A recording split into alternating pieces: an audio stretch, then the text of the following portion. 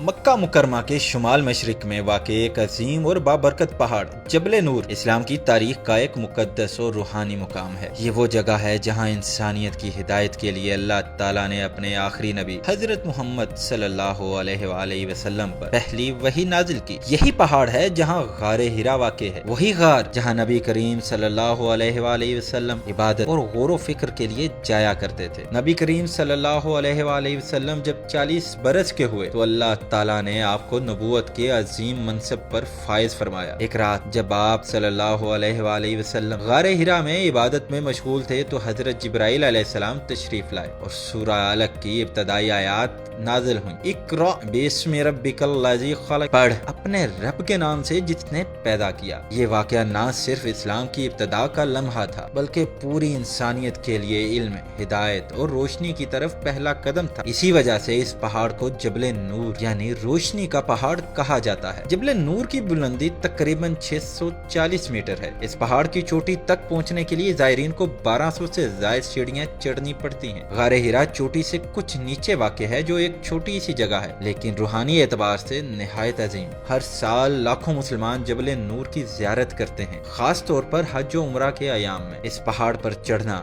ایک جسمانی مشقت ضرور ہے مگر روحانی طور پر یہ تجربہ انسان کو رسول اکرم صلی اللہ علیہ وآلہ وسلم کے ابتدائی دنوں کی یاد دلاتا ہے جب آپ صلی اللہ علیہ وآلہ وسلم نے اللہ کی طرف رجوع کیا اور انسانیت کے لیے نجات کا پیغام لائے۔